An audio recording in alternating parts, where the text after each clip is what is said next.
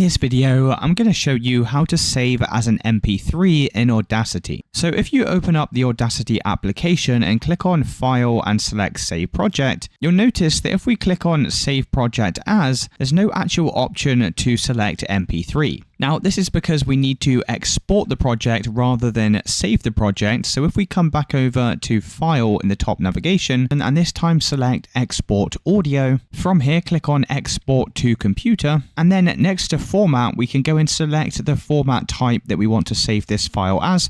So I'm just going to select MP3 files, then go and select where you want to save this file to. So click on the Browse button, and I'm going to save this over to my desktop and click Save. You can also give your file a name as well, and then we can go and press Export. Now, if for some reason you can't export the file as an MP3, then I would recommend exporting the file as a WAV file instead. This is also a very high quality file format, and it's as simple as that, guys. If you did find this video helpful, then let me know in the comments and I'll see you with the next one.